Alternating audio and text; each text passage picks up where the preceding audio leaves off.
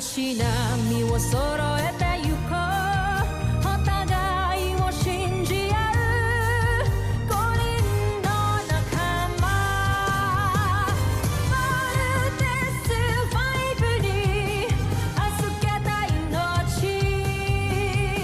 飛ぶぜ宇宙の果てまでもみんなの笑顔持ち帰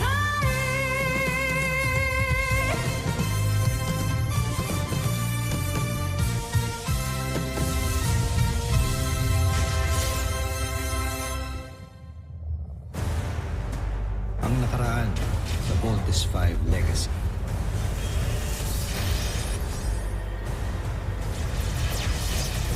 Magtungo na sa mga sasakyan!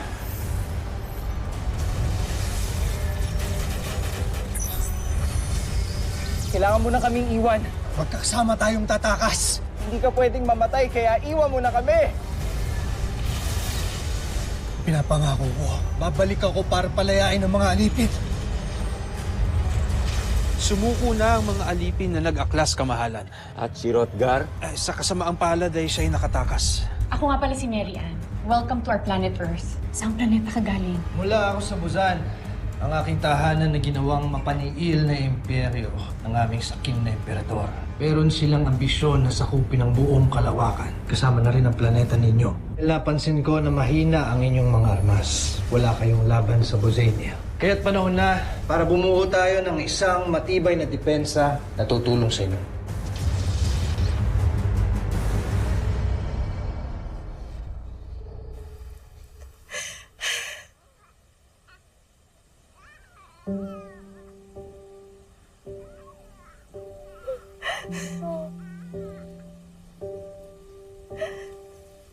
Kaawang bata.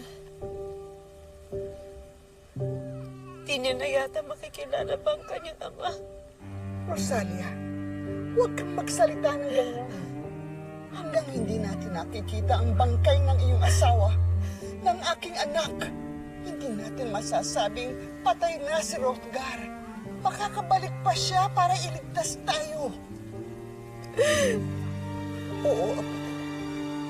Hindi tayo pababayaan ng iyong ama. Ano nga palang ipapangalan mo sa kanya?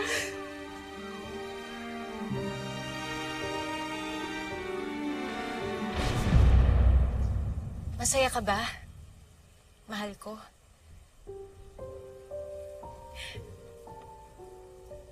Mas masaya ako na makapaglilingkod ako sa Buzan. At sinisiguro ko magandang kinabukasan ng harapin ng ating panganay na anak. Ang susunod na emperador ng Buzan. Emperador na agad? Maaga pang aking pagbubuntis. Paano ka na kasi sigurong lalaki ang magiging anak natin? Sigurado ako. At pinaghandaan ko na ito.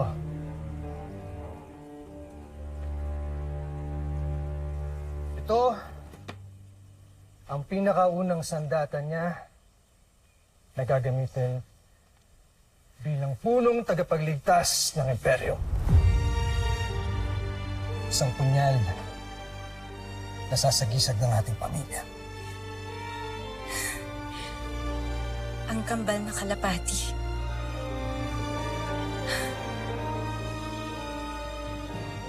Kagandang regalo to para sa ating magiging anak.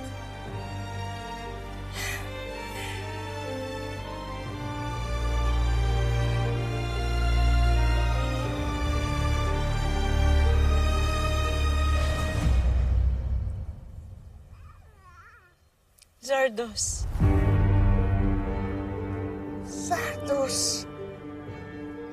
Zardos ang ibig sabihin ay malakas. Bagay na bagay sa kanya ang pangalan. Sapagkat ang batang ito ang magiging lakas nating dalawa. Di ba, apo ko?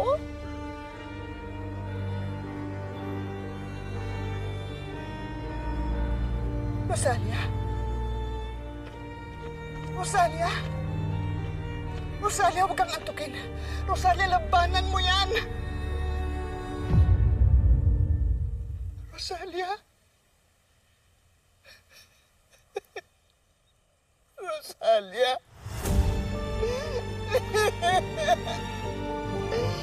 Ang mga apo ko, iniwan na rin ang kanyang ina. Rosalia!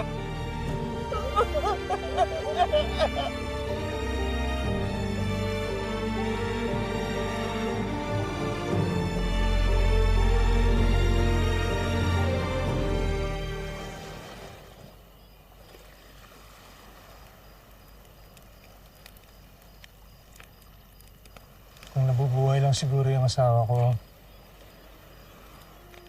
nanganak na siya ngayon.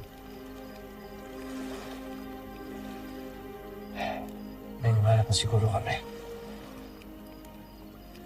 I'm sorry. Wala ka nang magagawa kundi magsimula ulit. Buuin ulit yung sarili mo. Kalimutan yung masakit mong nakaraan. Tama ka. Patay na si Rothgar. Ibang nilalang na ako. Ibang tao na taga rito sa mundo ninyo. Tama. Kaya dapat, baguhin natin yung pangalan mo para sa new identity mo. Ano nga bang gusto mong bagong pangalan? Ano ba sa tingin mo ang nababagay sa akin? Malakas ka? Hindi ka tinatamaan ng bala?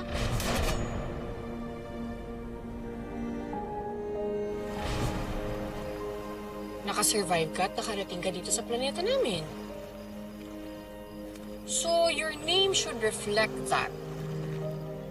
Dapat din inspiring pakinggan. Strong. Arms.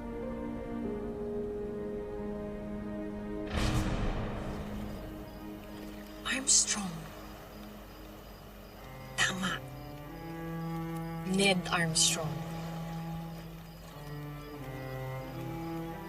Ned Armstrong. Pangalan ng namatay kong ama ang Ned. Pasensya ka na kung ipapagamit ko sa'yo, pero kung ayaw mo... Gusto ko. Magandang pangalan. Kaya magmula ngayon, ay yun na ang itatawag ninyo sa akin.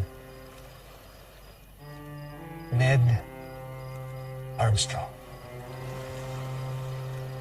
Kaya ngayong bago na ang pangalan mo, dapat baguhin na rin natin yung buhok mo. Kailangan mo nang magpagupit.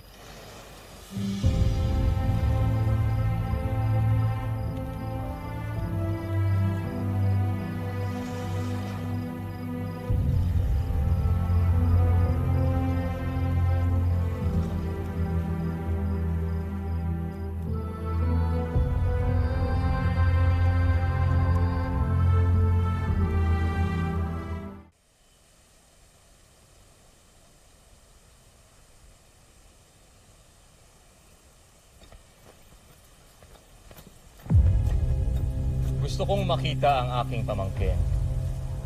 Ano ang kanyang pangalan? Zardos. Zardos, ang anak ng kanyang amang traidor. Ikaw ang tunay na traidor! Baka nakalimutan mong pumapatol ako sa matanda! Ina, kunin mo ang bata. Hindi. Hindi maaari. Huwag. Huwag niyong gawin ito. Huwag niyong kunin sa akin ang apo ko. Nakikiusap ako. Utang na loob. Huwag. Huwag. Fadsa, huwag kang mag-alala. Hindi ako papayag na mauulila ka sa kanya.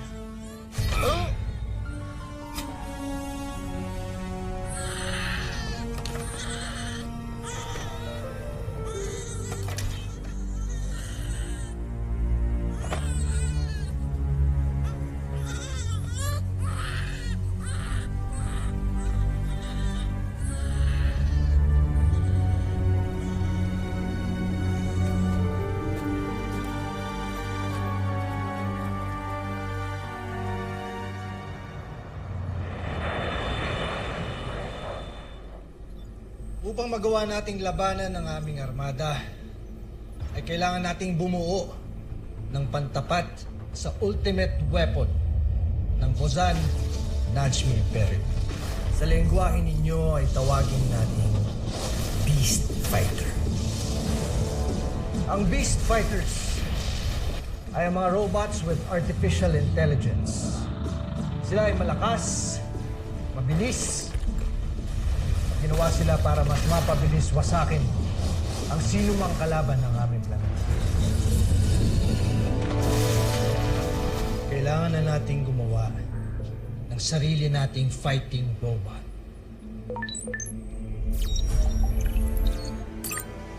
With what technology? Ned is a top scientist in Busan, and he knows the technology behind the Beast Fighters. With our help, he can engineer our own version of the Beast Fighters. And where do you plan to build this robot? An island would be ideal. Isang isla kung saan gagawa tayo ng kampo. At doon natin iti-test at ide-develop ang mga gagawin natin panlaban sa mga Bozans. And I know a perfect place. Lieutenant?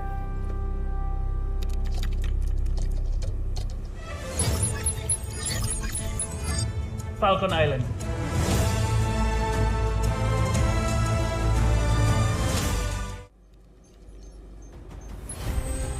Ito ang ating magiging technical plans para sa ating ultra-electromagnetic Volt-in fighting machine.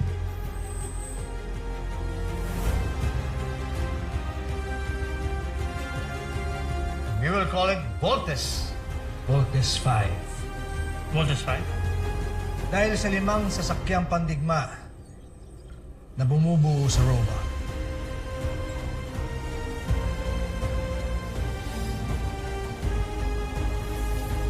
Limang sasakyan ito na kapag ka nag-combine o nag-vote-in ay makakabuo ng isang malaking fighting robot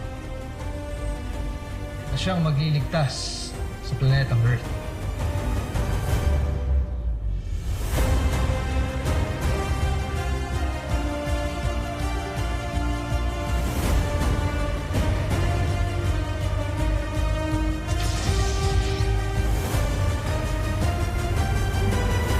Impressive yung Voltes 5 robot.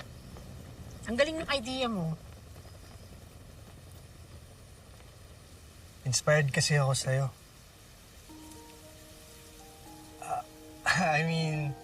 Inspired ako sa mga taong gaya mo na handang ipaglaban ng kanilang mundo.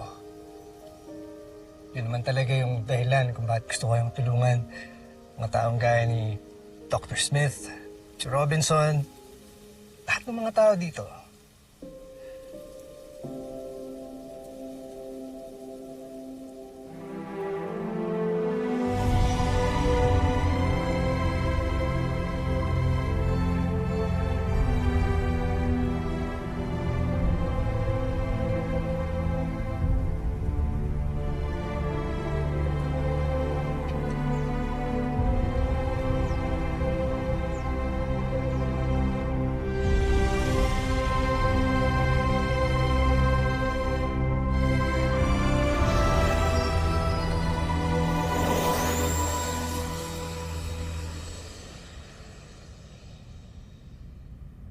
Anong ipapangalan natin sa anak natin, mahal?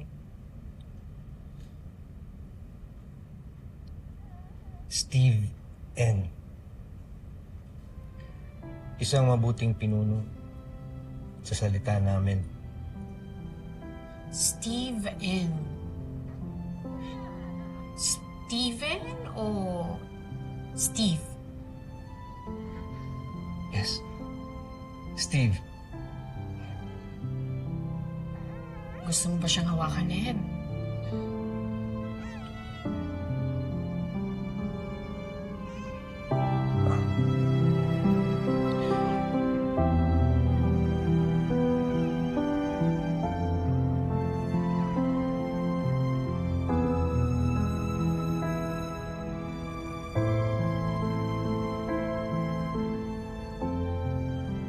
Steve, ipinapangako ko sa inyo ng mama mo na walang mangyayaring masama sa inyo.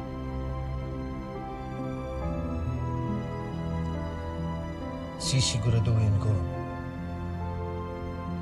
na hindi mangyayari sa inyo yung sinapit ng mga mahal ko noon.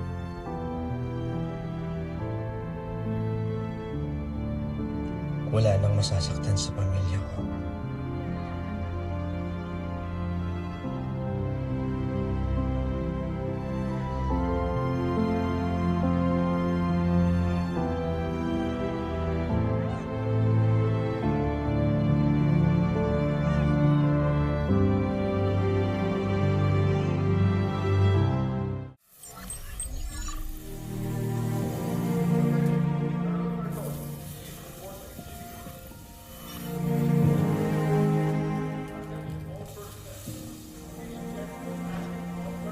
Mama, ano po yung ginagawa nila? Ang robot na si Voltes 5. Wow! Kuya, oh, tignan mo. Ang taas niya. Oo nga. Lieutenant Sumera, nakita niyo ba si Dr. Armstrong? Kasama niya si Dr. Smith at si Colonel Robinson. Sige, salamat. Halika na mga anak.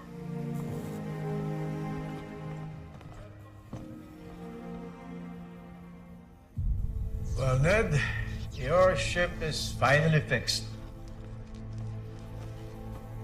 Saan pa natin gagamitin ang spaceship na yan? Ito ang gagamitin ko para makabalik ako sa aking pinagmulan. May mga pangako pa akong kailangan tuparin. Anong sinabi mo, Ned? Kaya, Kailan mo pinaplanong sabihin sa akin ang mga binabalak mo? Kapag nasa ere ka na? Kapag nakaalis ka na?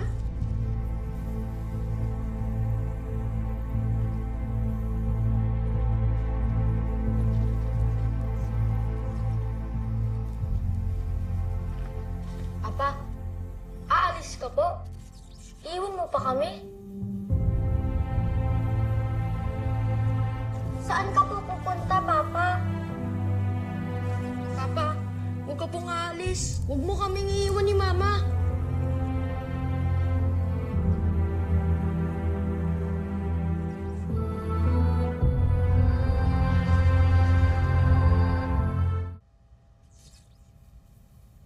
Steve, Bert, hindi pa ako alis. Hindi pa sa ngayon. Hihintayin ko muna ng mga anak ang mama mo para makita ko muna ang kapatid ninyo. Pero sa ngayon, kailangan namin mag-usap ng mama mo kaya iwan niyo muna kami sa gabi, ha? Papa, pwede ho bang tingnan na lang namin yung robot na ginagawa sa kabilang hall? Sige. Go.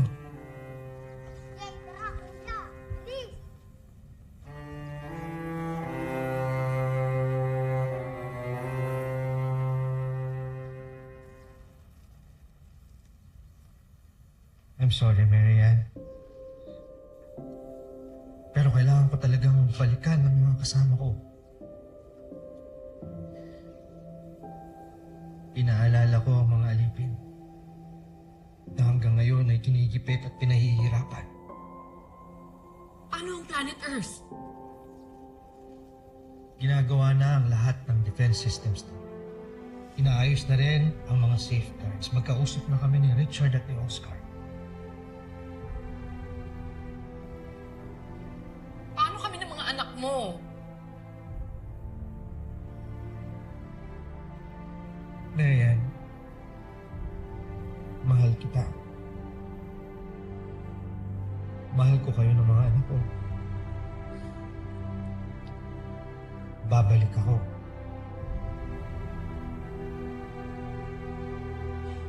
Hindi. Ayoko, natatakot ako. Baka may mangyaring masama sa'yo. Hindi ka aalis. Dito ka lang sa amin. Marian, walang mangyayaring masama sa akin. Pinapangako ko sa'yo. Babalik ako sa'yo. sa mga anak natin, magiging buo tayo ulit. Ayoko na tuloy manganak. Kasi aalis ka na.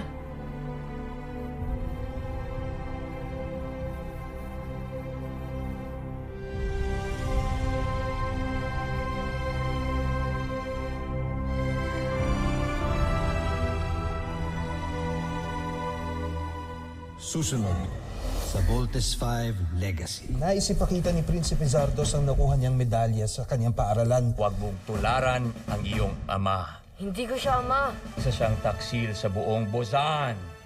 Mahal kita, Marilyn. Mahal ko kayo ng mga anak natin. Kaya bitawan mo yan! Bitawan mo! Kayo ang may initiative, maging part ng EDM, special program.